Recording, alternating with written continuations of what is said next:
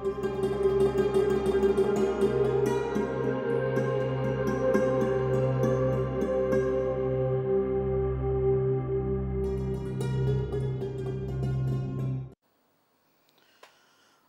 আলাইকুম রহমতুল্লাহি ওবরাকাতুহ।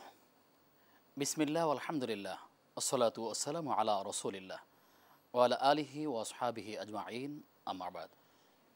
প্রিয় দর্শক শ্রোতা, আশা করছি আপনারা সকলেই ভালো আছেন।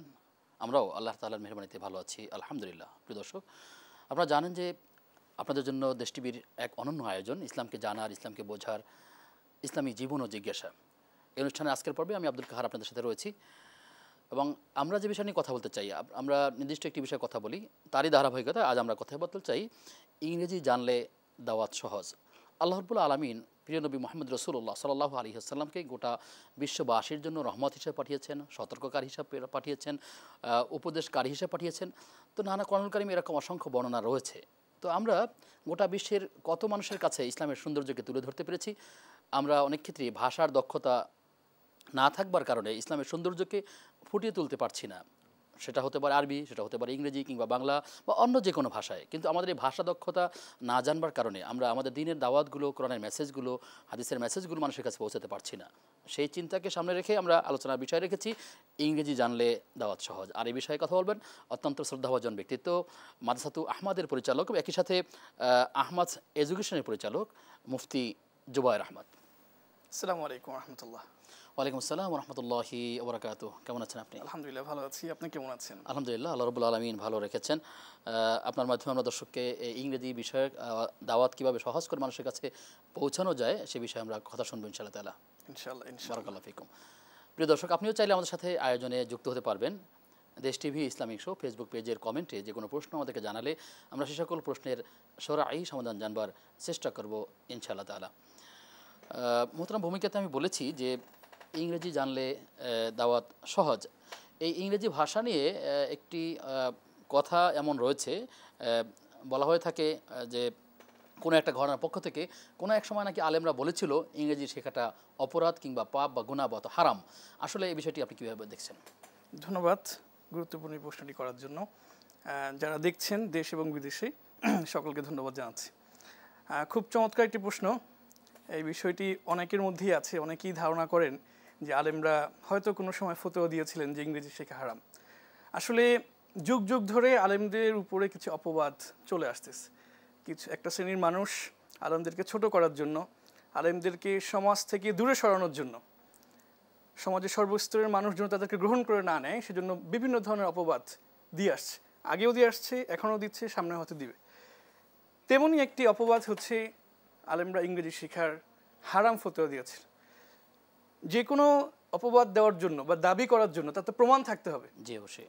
আলেমদের ফতোয়া বিভিন্ন বড় বড় কিতাবে সংরক্ষিত রয়েছে। বড় বড় ফতোয়ার কিতাব পাবেন। একটি ফতোয়া কোনো কিতাব থেকে দেখাতে পারবে কিনা যারা দাবি করছে যে আলেমরা ইংরেজি শেখে হারাম ফতোয়া দিয়েছে, এটা কিন্তু দেখানো যাবে না। তো প্রমাণ ছাড়াই এই ব্যাপারটি বলা হচ্ছে। বরং উপরন্ত আলেমরা ইংরেজি শেখার ব্যাপারে উৎসাহ দিয়েছেন, এরকম অনেক অনেক প্রমাণ পাওয়া যায়। আমি কিছু উদ্ধৃতি উল্লেখ করতে চাই। জি অবশ্যই। আলেমদেরকে বলতে বোঝানো হয় আমাদের উপমহাদেশের আলেমদেরকে, বা এদেরকেই এই অপবাদটা দেওয়া হয়। আপনি জানেন যে উপমহাদেশের সবচাইতে বিখ্যাত প্রতিষ্ঠান দারুল উলুম দেওবন্দ, ব্রিটিশ বিরোধিতা করে প্রতিষ্ঠানটি প্রতিষ্ঠা হয়েছিল এবং এই প্রতিষ্ঠানের যিনি প্রধান কাসেম নানভী রাহিমাহুল্লাহ, এবং এই প্রতিষ্ঠানের অন্য যারা আরও প্রধান রয়েছেন রশিদ আহমেদ গাঙ্গুহি রাহিমাহুল্লাহ, আপনি ওনাদের একাধিক বক্তব্যে পাবেন যে ওনারা ইংরেজি শেখা জায়েজ বলেছেন এবং ওনারা নিজেরাও ইংরেজি শেখার আগ্রহ প্রকাশ করেছিলেন। কাসেম নানভী রাহিমাহুল্লাহর একটি বক্তব্যে বোন আছে, উনি বলছিলেন যদি আমি ইংরেজি জানতাম তাহলে আমি ইউরোপে গিয়ে ইউরোপের মানুষকে দাওয়াত দিতাম, তাদের যারা জ্ঞানী আছে তাদেরকে গিয়ে বলতাম যে তোমরা যে জ্ঞান শিখছো এটা মূলত আসল জ্ঞান নেই, আসল জ্ঞান হচ্ছে আল্লাহ প্রদত্ত যে জ্ঞানগুলো। ইনি এইভাবে দাওয়াত দেওয়ার আকাঙ্ক্ষা প্রকাশ করেছিলেন। রশিদ আহমেদ গাঙ্গুহি রাহিমাহুল্লাহর একটি ফতোয়ার কিতাব রয়েছে। একজন মানুষ তাকে প্রশ্ন করেছেন যে ইংরেজি শেখা যাবে কিনা, স্পষ্ট উনি বলেছেন ইংরেজি শেখা জায়েজ। আপনি ব্রিটিশ বিরোধী আন্দোলনের অন্যতম নেতা যাকে বলা হয়, দেওবন্দের পরবর্তী এক সময় প্রধান ছিলেন শেখুল হিন্দ রাহিমাহুল্লাহ, মাহমুদুল হাসান রাহিমাহুল্লাহ, উনি আলিগড় বিশ্ববিদ্যালয়ে গিয়ে বলেছিলেন, ঘোষণা দিয়েছিলেন যে আলেমরা কখনোই ইংরেজি শেখা হারাম ফতোয়া দেননি। আশরাফ আলী থানভী রাহিমাহুল্লাহ, উনি অনেক বড় মাপের একজন আলেম, ওনার বই বেহেশতি জেওর, এটা মনে হয় বাংলাদেশের ঘরে ঘরে আছে। উনাকে প্রশ্ন করা হচ্ছিল যে ইংরেজি শেখার ব্যাপারে, উনি বলেছেন যে ইংরেজি যদি কেউ দাওয়াতের নিয়তে শিখে, যে পুরো পৃথিবীব্যাপী ইসলামকে প্রচার করবে, যেখানেই কোনো অমুসলমান আছে, যেখানেই মানুষ আল্লাহকে চিনে না, সে ইংরেজি ভাষাভাষী, তার কাছে যদি ইংরেজি ভাষা শিখে, তার কাছে ইসলামের দাওয়াত দেওয়া হয়, সে ইবাদতের সওয়াব পাবে। এবং সরাসরি এই কথা বলেছেন, ইংরেজি শিখলে ইবাদতের সওয়াব পাবে। তো এরকম অসংখ্য উৎসাহমূলক কথাবার্তা আমাদের আকাবির থেকে আমরা পাই, আমাদের আলেমদের থেকে পাই। আমি বলতে পারি যে আমরা এখন ইংরেজি নিয়ে ব্যাপকভাবে কাজ করছি, বাংলাদেশের প্রেক্ষাপটে ইংরেজি নিয়ে ব্যাপকভাবে কাজ করছে। এবং আমাদের অধিকাংশ শিক্ষার্থী আমরা আলহামদুলিল্লাহ গত 3 বছরের প্রায় 15 থেকে 20 হাজার আলেমদেরকে, যারা মাদ্রাসায় পড়ুয়া হাফেজ আলেম, তাদেরকে আমরা ইংরেজি শিখিয়েছি। একটিবারের জন্যও আমরা এই বাংলাদেশের কোনো ধরনের কোনো আলেম থেকে আমরা বিরোধিতার সম্মুখীন হইনি, বরং আমরা অনেক বেশি তাদের থেকে উৎসাহ পেয়েছি। আমাদেরকে তারা ছাত্র পাঠাচ্ছেন, তারা নিজেরা আমাদের প্রতিষ্ঠানে আসছেন, একদম চট্টগ্রাম থেকে শুরু করে সিলেট থেকে শুরু করে যেখানেই বাংলাদেশের বড় বড় আলেমরা আছেন, এই অনুষ্ঠানে অনেকে এসেছেন, তারা সরাসরি আমাদের প্রতিষ্ঠানে গিয়েছেন, তাদের ছেলেদেরকে পাঠিয়েছেন এবং সব ধরনের সহযোগিতা করছে।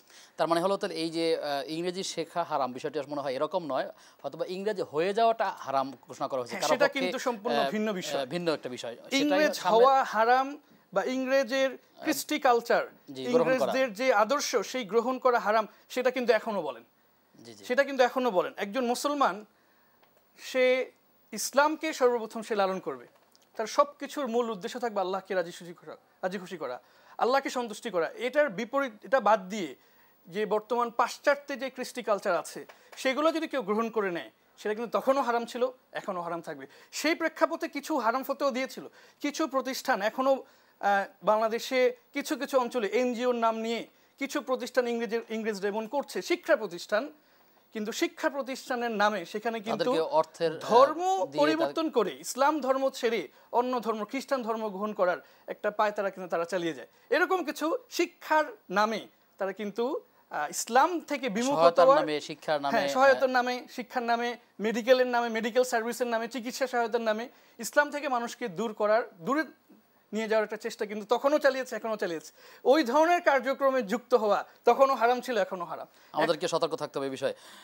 মোহতারাম, একটি বিষয়, রাসূল সাল্লাল্লাহু আলাইহি সাল্লামের সময় কিংবা তার পরবর্তী সময় সাহাবায়ে কেরাম পৃথিবীর বিভিন্ন অঞ্চলে দাওয়াতি কাজে ছড়িয়ে পড়েছিলেন, কিন্তু সব জায়গার ভাষা তো আরবি ছিল না। তারা এই দাওয়াতি কাজের ক্ষেত্রে কোন কোন পন্থা অবলম্বন করেছেন আপনার কাছে মনে হয়, বা ইতিহাস কি বলে? চমৎকার একটি প্রশ্ন করেছেন। দেখেন, ভাষা, সকল ভাষা আল্লাহ প্রদত্ত, এবং আল্লাহ নবীদেরকে যে জাতির নিকট পাঠিয়েছেন সেই ভাষা দিয়ে পাঠিয়েছেন। সূরা ইব্রাহিমে উল্লেখ আছে, ওমা আরসালনা মির রাসূলিন ইল্লা বিলিসানি কওমি, আমি প্রত্যেক নবীকে তার কওমের ভাষা দিয়ে পাঠিয়েছি। রাসূল সাল্লাল্লাহু আলাইহি ওয়াসাল্লামকে যে সময় পাঠিয়েছেন তাদের ভাষা ছিল আরবি ভাষা দিয়ে পাঠিয়েছেন। মূসা আলাইহিস সালামকে যখন পাঠিয়েছিলেন ওই সময় ভাষা ছিল হিব্রু ভাষা দিয়ে পাঠিয়েছেন।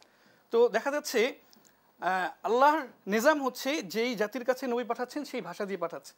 তো আল্লাহ নবীও সেটা অনুসরণ করেছেন, যখন যেই ভাষাভাষী মানুষের কাছে দাওয়াত দিয়েছেন সেই ভাষায় তাদেরকে দাওয়াত দেওয়ার চেষ্টা করেছেন। একদম স্পষ্ট হাদিস আছে, যায়েদ ইবনে সাবিত রাদিয়াল্লাহু আনহু, অনেক বড় মাপের একজন সাহাবী, উনি বলতেছেন, আমারনি রাসূলুল্লাহ সাল্লাল্লাহু আলাইহি ওয়াসাল্লাম আন আতাআল্লামা লুগাতাল ইয়াহুদ আও কিতাবাল ইয়াহুদ। রাসূল সাল্লাল্লাহু আলাইহি ওয়াসাল্লাম সরাসরি আমাকে আদেশ করতেছেন ইহুদিদের ভাষা শিক্ষা গ্রহণ করতে। তো উনি খুব মেধাবী ছিলেন আলহামদুলিল্লাহ। উনি পরবর্তী হাদিসে বলতেছেন, ফামা মাররা বি ইল্লা নিসফু শাহরিন হাত্তা তাআল্লামতুহু, উনি মাত্র 15 দিনেই সেই ভাষাটা শিখে ফেলেছিলেন। এবং এরপরে যখনই তারা চিঠি পাঠাতো উনি সেই ভাষায় রাসূল সাল্লাল্লাহু আলাইহি ওয়াসাল্লামকে চিঠিগুলো শোনাতেন। রাসূল সাল্লাল্লাহু আলাইহি ওয়াসাল্লাম যখন বলতেন উনি ভাষায় চিঠিগুলো লিখে দিতেন। আরেকটা হাদিস আছে, আতুহসিনুস সুরিয়ানিয়া, যায়েদ ইবনে সাবিত রাদিয়াল্লাহু আনহুকে রাসূল সাল্লাল্লাহু আলাইহি ওয়াসাল্লাম বলে, তুমি কি সুরিয়ানি ভাষাটা ভালো করে পারো? তিনি বললেন, না, পারি না। তখন রাসূল সাল্লাল্লাহু আলাইহি ওয়াসাল্লাম তাকে আদেশ করেছেন, তাআল্লামহা, তুমি তাকে সেটা শিখো। সেখানেও হাদিসে এসেছেন, তাআল্লামতুহু ফি সিত্তাতা আশারা ইয়াওমান, মানে 16 দিনে তিনি ভাষাটা শিখে ফেলেছিলেন। এখান থেকে আমরা আরেকটা বিষয় জানতে পারি যে কেউ যদি দাওয়াতের নিয়তে কোনো ভাষা শিখে, আল্লাহ তাআলা তাকে সহযোগিতা করবেন, অল্প সময়ে সে কিন্তু ভাষাটা শিখে ফেলতে পারবে। যাই হোক, ভিন্ন একটি আলোচনা। তো আমরা দেখলাম যে রাসূল সাল্লাল্লাহু আলাইহি ওয়াসাল্লাম ইহুদিদের ভাষা শিখতে বলেছিলেন, সুরিয়ানি ভাষা শিখতে বলেছিলেন।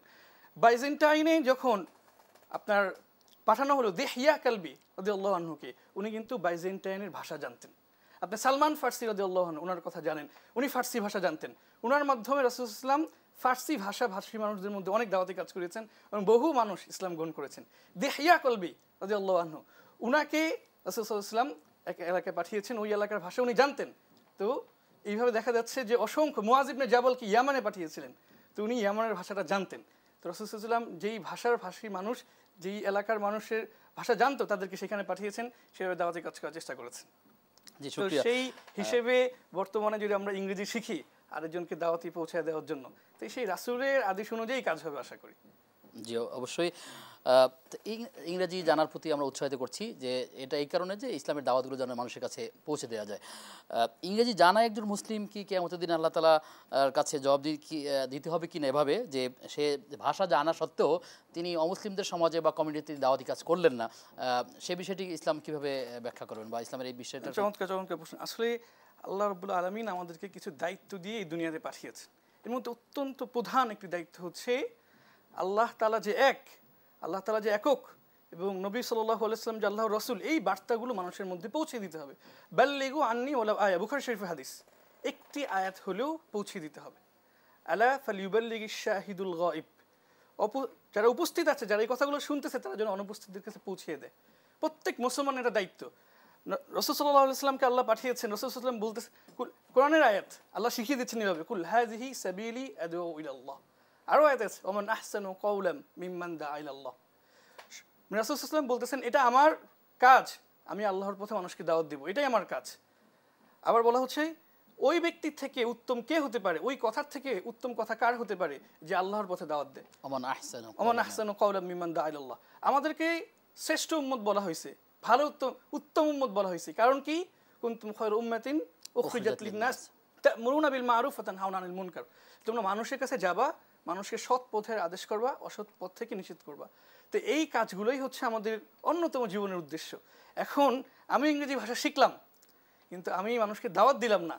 এইটা যারা দাওয়াতটা পাবে না, তারা তো একসময় আল্লাহ তাদেরকে পাকড়াও করবেন। তারা হয়তো জিজ্ঞাসা করতে পারে যে এই লোকটা তো ইসলাম সম্পর্কে জানতো, কিন্তু আমি জানতাম না, আল্লাহ সে আমার কাছে দাওয়াত পৌঁছায়নি, সেজন্য আজকে আমার এই অবস্থা। তারা যদি সেদিন বলে ফেলে যে আমাদেরকে আগে জাহান্নামে দিতে, তাদের জাহান্নামে দেওয়ার আগে, সেদিন আমাদের কি থাকবে, কি জবাব থাকবে? সেজন্য আমাদের উচিত, আমি যেই ভাষা শিখবো সেই ভাষার পৃথিবীর প্রত্যেকটা মানুষের কাছে আল্লাহর একত্ববাদের দাওয়াত পৌঁছিয়ে দেওয়া। আমি বাংলা ভাষা জানি, আমার প্রথম দায়িত্ব হচ্ছে বাংলা ভাষাভাষী সমস্ত মানুষের কাছে দাওয়াত পৌঁছে দেওয়া। যখন আমরা ইংরেজি ভাষা শিখলাম, আমার চেষ্টা করতে হবে, আমি হয়তো যেতে পারবো না ইংল্যান্ডে, আমি হয়তো আমেরিকা যেতে পারবো না, আমি অনলাইন আছে। এখন তো পুরো পৃথিবীটাই একটা গ্রামে পরিণত হয়েছে। এই যে আমরা এখন কথা বলতেছি, হয়তো অনেক বিদেশের মানুষও দেখতেছেন, দেশের প্রত্যন্ত অঞ্চল থেকে মানুষ দেখতেছে। তো ইংরেজি ভাষা শিখে আপনি অনলাইনে দাওয়াতে কাজ করতে পারেন, আপনি তাদের কাছে ইমেইল পাঠাতে পারেন, অমুসলমানদের কাছে যে কোনোভাবে। তো এইভাবে যদি করেন, এটা নবীওয়ালা কাজ হবে, নবীদের কাজ হবে। আল্লাহ আশা করি যে নবীদের সাথে যারা এই কাজ করবে, অর্থাৎ ইংরেজি ভাষা শিখে দাওয়াতে কাজ করবে, অমুসলমানদেরকে ইসলামের দিকে দাওয়াত দিবে, নবীদের সাথে তাদেরকে হাসরের ময়দানে একত্রিত করবেন ইনশাআল্লাহ তাআলা। আপনি একটি প্রতিষ্ঠান পরিচালনা করছেন, মাদ্রাসাতু আহমদ এবং আহমদ এডুকেশন। তো এই প্রতিষ্ঠানের ইংরেজি কার্যক্রম নিয়ে আপনার দাওয়াত কাজ চলছে। তো যারা আমাদের দর্শক শ্রোতা আছেন কিংবা মাদ্রাসা শিক্ষার্থী যারা আছেন, তাদের ব্যাপারে এর মধ্যে অনেকে আছেন এমন যারা সুবিধা বঞ্চিত, তাদের ভবিষ্যৎ চিন্তা নিয়ে কিংবা তাদের ইংরেজি শেখার প্রতি আপনার কি অবদান থাকবে, বা আপনি কি সহযোগিতা করতে পারবেন এক্ষেত্রে? আচ্ছা, আমরা যে ব্যবস্থাপনা করেছি বাংলাদেশের প্রচলিত ধারা থেকে একটু ভিন্ন। বাংলাদেশের প্রচলিত ধারাগুলো হচ্ছে 2-3 ঘন্টার জন্য একটা প্রতিষ্ঠানে যায়, ইংরেজি শিখে চলে আসে, সপ্তাহে এরকম 2-3 দিন যায়। তো একটা ভাষা শেখা আসলে একটু কঠিন, যেহেতু ভিন্ন একটা ভাষা, অনেক শব্দ আছে, অনেক ব্যবহার আছে। মূলত একটা ভাষা শেখার সবচেয়ে সহজ পদ্ধতি হচ্ছে ওই দেশে চলে যাওয়া। অর্থাৎ আপনি ইংরেজি ভাষা শিখতে চান, ইংল্যান্ডে চলে যান, ওনাদের সাথে কিছুদিন মিশেন, এটা হচ্ছে সবচেয়ে উত্তম পদ্ধতি। এখন আমি বাংলাদেশে বসে মাত্র 2-3 ঘন্টা একটা কোচিংয়ে গেলাম, এখান থেকে শিখে ফেলবে, ব্যাপারটা খুব কঠিন। ধারণা পাওয়া যেতে পারে, কিন্তু আমি বাংলা যেভাবে বলছি এভাবে ইংরেজি বলাটা অনেক কঠিন। হয়তো মেধার কারণে 2-1 শতের মধ্যে পাওয়া যাবে, এটাই কিন্তু সত্য। আপনি কোচিং সেন্টারগুলোতে গিয়ে দেখবেন যে শতকরা মাত্র 2-3% মানুষ সফল হচ্ছে। তখন আমরা চিন্তা করলাম যে এমন একটা পদ্ধতি আবিষ্কার করা যায় কিনা, যে একদম ইংল্যান্ডে গেলে যেমন একটা পরিবেশ থাকবে এরকম একটা পরিবেশ করা যায় কিনা। তো আলহামদুলিল্লাহ আমরা 2 মাসের এরকম একটা কোর্সের আয়োজন করেছি।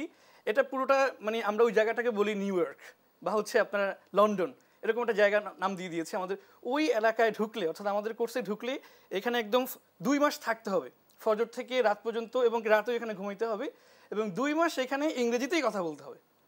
মানে কেমন যেন আপনি মানে দেশের মধ্যেই একটা অন্য দেশের একটা পরিবেশ নিয়ে এসেছেন। তো আলহামদুলিল্লাহ, এবং আমাদের চমৎকার কিছু কারিকুলামের মাঝে দাওয়াতি কাজ ছড়িয়ে দেওয়ার ব্যাপারে কি কি শেখানো হচ্ছে ইংরেজির পাশাপাশি, সেই থিমটা কি? আমি আসছি।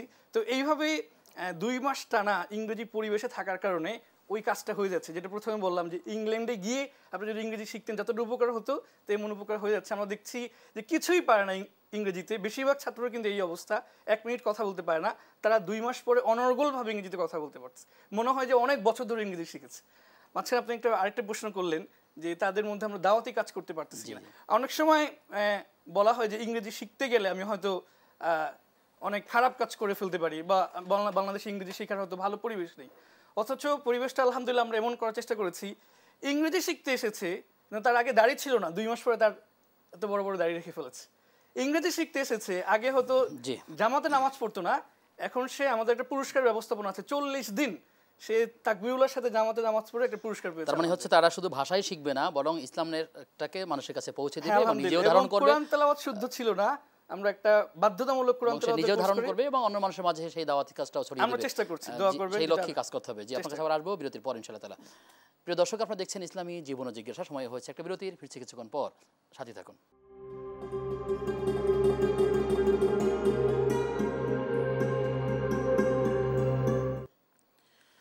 বিরতির পরে সবাইকে আবারও আমন্ত্রণ জানাচ্ছি দেশ টিভির নিয়মিত আয়োজন ইসলামী জীবন ও জিজ্ঞাসার আজকের পর্বে। আপনাদের সঙ্গে আমি আব্দুল কাহার রয়েছি, আমার সঙ্গে মেহমান আছেন মুফতি জুবায়ের আহমদ। মোহতরম, আপনাকে আবারও স্বাগত জানাচ্ছি। আমাদেরকে এক দর্শক প্রশ্ন রয়েছে, প্রশ্ন করেছেন গাজীপুর থেকে রেদওয়ান। তিনি জানতে চেয়েছেন যে রাসূল সাল্লাল্লাহু আলাইহি ওয়াসাল্লাম কোন কোন সময় ঘুমাতেন, বিশেষ করে দিনের বেলাতে? আচ্ছা, দিনের বেলা রাসূল সাল্লাল্লাহু আলাইহি ওয়াসাল্লাম কাইলুলা করতেন। এটার সময়টা হচ্ছে জোহর থেকে আসর, একদম সুস্পষ্ট উল্লেখ নেই যে 3টা থেকে 4টা, ওই সময় তো এরকম ঘড়ির সময় প্রচলন ছিল না। তো জোহর থেকে আসর এই সময়ের মধ্যে 15 থেকে 30 মিনিট ঘুমাতেন। তবে এটা খুব অল্প সময় ছিল, খুব লম্বা সময় না। আর রাসূল সাল্লাল্লাহু আলাইহি ওয়াসাল্লামের আরেকটা অভ্যাস ছিল, রাতে তাড়াতাড়ি ঘুমিয়ে যেতেন, এশার নামাজ পড়েই দ্রুত ঘুমিয়ে যেতেন। যেমন আমাদের এখন অভ্যাস হয়ে গেছে যে আমরা যত দেরি করে ঘুমাতে পারি এটা স্বাস্থ্যের জন্য ক্ষতিকর। তো আমরা যদি রাসূল সাল্লাল্লাহু আলাইহি ওয়াসাল্লাম এই 2টা সুন্নাত অনুসরণ করতে পারি, দিনে অল্প সময় ঘুমানো, এবং এটা ঘুম বলা যাবে না, এটাকে সামান্য বিশ্রাম, আর রাতে যদি আমরা এশার নামাজ পড়ে সাথে সাথে ঘুমিয়ে যেতে পারি, এটা আমাদের জন্য কাজেও বরকত হবে এবং শারীরিক স্বাস্থ্যগত দিক দিয়ে অনেক উপকার হবে। আমাদের সুন্নাহ মোতাবেক জীবনে আসলে জীবনযাপন করা উচিত। অবশ্যই অবশ্যই। প্রশ্ন করেছেন জামালপুর থেকে আব্দুর রহিম। তিনি জানতে চাইছেন যে যদি কারো ফজরের সালাত কাজা হয়ে যায়, এমন অবস্থায় জোহরের রক্ত এসে যায়, তাহলে তিনি কি করবেন? আচ্ছা, যখনই কাজা নামাজের কথা মনে পড়বে সাথে সাথে সেই নামাজটা পড়ে নেওয়াটাই হচ্ছে নিয়ম। তবে যদি কাজা নামাজ অনেকগুলো থাকে, তো সেই ক্ষেত্রে সিরিয়াল 2, 4, 5 এরকম একাধিক থাকে, 5 ওয়াক্ত নামাজ কাজা হয়ে গেছে, সেই ক্ষেত্রে সিরিয়াল মেনটেন করতে হবে। বাকি আজকের আমার ফজর কাজা হয়ে গেছে, তো যখনই আমার এটা মনে পড়বে বা যখনই আমি সুযোগ পাচ্ছি, ঘুমিয়ে গেছে কেউ, ঘুম থেকে ওঠার সাথে সাথে যখনই মনে পড়বে তখনই সে কাজা নামাজটা আদায় করে ফেলবে। তারপর সে পরবর্তী মানে যেটা জোহরের নামাজ আদায় করবে। নামাজের ব্যাপারে কোনোভাবেই অবহেলা করা উচিত না। নামাজের ব্যাপারে মানে যখন তিনি ঘুমে থাকেন, জাগলেই দ্রুতই তিনি অক্ত যাতে চলে না যায়। প্রথমত চেষ্টা করতে হবে অবশ্যই সময় মতো নামাজ পড়া। এটার জন্য সব ধরনের ব্যবস্থা রাখতে হবে, সব ধরনের চেষ্টা। মানে হচ্ছে আমার ঘুম ভাঙে নাই, এটা চেষ্টা করেছি, অ্যালার্মিং ব্যবস্থা করা, অ্যালার্ম ব্যবস্থা করতে হবে, অন্য কোনো মানুষকে বলে রাখতে হবে, কয়েক ধরনের ব্যবস্থা রাখতে হবে। বাবা মা থাকলে বাবা মাকে বলে রাখতে হবে, ইমাম সাহেবকে বলে রাখতে হবে, মুয়াজ্জিন সাহেবকে বলে রাখতে হবে যে আমাকে জাগিয়ে দিন, আমাকে ফোন দিন, কোনো না কোনো একটা ব্যবস্থা রাখতে হবে। তো এরপরেও যদি কোনো কারণে এরকম ভুল হয়ে যায়, তো সাথে সাথেই তওবা করতে হবে এবং সাথে সাথে নামাজ পড়তে হবে। এরকম ঘটনা রাসূলের ক্ষেত্রে ঘটেছে। বাকি চমৎকার কথা বলেছেন যে আসলে পাশের বন্ধু বান্ধব কাউকে বলে রাখা যেতে পারে যে আসলে এই ক্ষেত্রে আমরা কি করব। একটা ঘটনা বলি। জি জি, খুব ছোট করে যদি বলেন আমরা। এক বুজুর্গের ঘটনা এসেছে কিতাবে। তো ওনার এরকম নামাজ কাজা হয়ে গেছে, তো উনি এরকম তওবা করেছেন, তো এরপরে শয়তান এসে ওনাকে নামাজ থেকে মানে ফজরের সময় জাগিয়ে দিত। কেন? কারণ উনি যে এত কষ্ট পেয়েছেন ওই একদিন নামাজ কাজা হয়ে গেছে, সেজন্য আল্লাহ তাআলা ওনাকে অনেক সওয়াব দিয়ে দিচ্ছে। অনেক সওয়াব দেওয়ার কারণে শয়তানের মন খারাপ হয়ে গেছে। যদিও এই ঘটনার রেফারেন্স একটু দুর্বল, বাকি এরকম একটা শিক্ষণীয় একটা ঘটনা যে হচ্ছে যখন সে তওবা করলো, অনেক কষ্ট পেলো যে আমার ফজর নামাজটা আজকে কাজা হয়ে গেল, তখন আল্লাহ তাআলা অনেক খুশি হন সব ব্যবস্থা রাখার পরে। তো এরপরে এমন তওবা করতে হবে যে আর কখনোই যদি এরকম না হয় আর কি। জি, চমৎকার করে আপনি বুঝিয়ে দিয়েছেন, যদি ওটার বাস্তবতা না থাকলেও কিন্তু মূলত শিক্ষা রয়েছে এখান থেকে। আল্লাহ তাআলা আমাদেরকে সময় মতো সালাত আদায় করার তৌফিক দান করুন। প্রশ্ন করেছেন একজন ভাই যে একজন ব্যক্তি, তিনি অসুস্থ, অমুসলিম ব্যক্তি, তিনি যদি জমজমের পানি খাওয়ার জন্য বা পান করার জন্য চেয়ে থাকেন, তাকে এটা দেওয়া যাবে কিনা, ইসলামী শরীয়তে নিষেধ আছে কিনা? না, অবশ্যই দেওয়া যাবে। আল্লাহ রসুল যে বিষয়, আল্লাহ রসুল কিন্তু পুরা উম্মতের জন্য রহমত, মুসলমানদের জন্য রহমত শুধু তা না, পুরো পৃথিবীবাসীর জন্য রহমত। এবং আল্লাহ রসুল যেই কয়টি বিষয় আমাদের জন্য আলোচনা করেছেন বা দিক নির্দেশনা দিয়েছেন, প্রত্যেকটা মানুষের জন্য রহমত। যেমন আপনি মধুর কথা বলেছেন, মধুর মধ্যে শেফা আছে। কালো জিরার কথা বলেছেন, এগুলোর মধ্যে এগুলো কিন্তু শুধু মুসলমানদের জন্য না, সবার জন্য, সবাই এখানে শেফা পাবে। জমজমের পানির ব্যাপারে স্পষ্ট উল্লেখ আছে, এটার মধ্যে শেফা আছে, আরোগ্য আছে, এই পানি খেলে সুস্থতা লাভ করবে। এবং জমজমের পানির মধ্যে আল্লাহ রাসূল আরেকটা কথা বলেছেন যে এটার মধ্যে খাদ্যের যে গুণাগুণ, খাবার খেলে যে মানুষের পেট ভরে, খাবার খেলে মানুষ শক্তি পায়, এই খাদ্যের গুণাগুণও জমজমের পানির মধ্যে রয়েছে। এবং এটা সবার জন্য, পুরো পৃথিবীবাসীর জন্য। আল্লাহ রাসূল যেমন পুরো পৃথিবীবাসীর জন্য রহমত ছিল, বরং এটার মধ্য দিয়েও তাকে দাওয়াতি কাজ করা যেতে পারে, অবশ্যই দাওয়াতি কাজ করা যেতে পারে, হতে পারে। এবং সাহাবীরা অমুসলমানদেরকে ঝাড়ফুঁক দিয়েছেন, এরকম ঘটনাও। জি, আমরা অনুষ্ঠান শেষের দিকে চলে আসছি। আপনি একটি বিষয় যদি খুব ক্লিয়ার করেন, খুব ছোট করে, আপনি যে প্রতিষ্ঠানে আছেন, আপনার প্রতিষ্ঠানের ছাত্রদেরকে বা শিক্ষার্থীদেরকে পাঠ আদায় করবার ক্ষেত্রে শাসন ব্যবস্থা কেমন? কারণ আমরা অনেক সময় দেখেছি মাদ্রাসা মানেই হচ্ছে তাদেরকে খুব কড়া শাসনে রাখে, মাদ্রাসা যারা যেতে চাচ্ছে না তাদেরকে মারধর করা হয়ে থাকে। তো এই জায়গা থেকে বেরিয়ে এসে আপনি কি মডেল উপস্থাপন করেছেন যেখানে বাচ্চারা খুব আগ্রহী হবে আপনার প্রতিষ্ঠানে যেতে, কিংবা এরকম আরও যে প্রতিষ্ঠানগুলো আছে দেশ কিংবা স্কুল কিংবা মাদ্রাসা, একজন অভিভাবক হিসাবে বা একজন শিক্ষক হিসাবে শিক্ষার্থীদেরকে কেমন গাইড করা উচিত, কেমন শাসন করা উচিত? খুবই গুরুত্বপূর্ণ একটি প্রশ্ন। মূলত শাসনটা কেন যারা করেছেন ইতিপূর্বে বা যারা এখনো করেন, কেন করেন? পড়া আদায় করে নেওয়ার জন্য। এটাই তো, যে সেটা ছাত্ররা যদি ভালো করে পড়ে আরো ভালো হতে পারে ভবিষ্যতে, এই নিয়তেই কিন্তু তারা শাসনটা করেন। এটার কিন্তু একটা বিকল্প আছে, শাসন ছাড়াও আপনি এই উদ্দেশ্য হাসিল করতে পারেন, সেটা হচ্ছে পুরস্কার। আমরা আমাদের উস্তাদদেরকে বলে দিয়েছি আনলিমিটেড পুরস্কার। মাদ্রাসার অ্যাকাউন্টসে গিয়ে যদি কেউ কোনো উস্তাদ বলে আমার পুরস্কার দরকার, 1000 টাকা পুরস্কার দরকার, 5000 টাকা পুরস্কার দরকার, 10,000 টাকা পুরস্কার দরকার, আনলিমিটেড পুরস্কার আমরা এটা ব্ল্যাঙ্ক চেকের মতো দিয়ে দিয়েছি। আপনি যত ইচ্ছা ছাত্রদেরকে পুরস্কার দেন, উৎসাহিত করা, উৎসাহ দেন, ঘুরতে নিয়ে যান। অন্য অনেক মাধ্যম আছে, শাস্তির পরিবর্তে অন্য অনেক মাধ্যম আছে যেটার মাধ্যমে সেই পড়াটা আদায় হয়ে যাবে। কিন্তু আপনি যদি শাস্তি দেন, মানে কঠিন শাস্তি দেন, দিন শেষে সে পড়া আদায় হবে না। এবং এটাই মানে ঐতিহাসিক সত্য যে যেই ছাত্রগুলো মাদ্রাসা ছেড়ে দিচ্ছে এরা এই শাস্তির ভয়ে ছেড়ে দিচ্ছে। জি, তা আপনি পড়া তো আদায় করতে পারতেছেনই না, বরং অনেক দুর্ঘটনাও ঘটে যাচ্ছে। আল্লাহ না করুক এই ধরনের দুর্ঘটনা থেকে আল্লাহ আমাদেরকে হেফাজত করুক। আমরা শাস্তির পরিবর্তে উৎসাহ, তাদেরকে সুন্দর কথা বলা, তাদেরকে প্রতিযোগিতায় লাগানো, নানা বিকল্প হয়তো তাদেরকে শেখানো উচিত এবং বন্ধুসুলভ আচরণের মাধ্যমে তাদেরকে পরিবেশটা ধরে রাখা উচিত। তাদের এই পড়াশোনা দেখবেন। জি, এবং আপনি আপনার ইংরেজি শেখার মাধ্যমে বিদেশে, দেশে বিদেশে সব জায়গাতে দাওয়াতি কাজ আপনিও করবেন, আমাদেরকেও শামিল করবেন এবং এই সুন্দর দৃষ্টান্তটা ছড়িয়ে দিবেন গোটা পৃথিবীতে। আমরা সেটাই আপনার থেকে প্রত্যাশা করি। আপনাকে অনেক শুকরিয়া বারাকাল্লাহু ফিকুম। আপনার দর্শকদেরকে আমাদের মাধ্যমে এই বিষয়গুলো জানানোর জন্য। প্রিয় দর্শক, আপনারা দেখছিলেন ইসলামী জীবন ও জিজ্ঞাসা। আমরা আলোচনা করছিলাম আসলে ইংরেজি জানলে দাওয়াত সহজ। আমরা এটাই বিশ্বাস করি, আমাদেরকে অবশ্যই ভাষা দক্ষতা বাড়ানোর চেষ্টা করতে হবে। আল্লাহ তাআলা আমাদেরকে সেই তৌফিক দান করুন।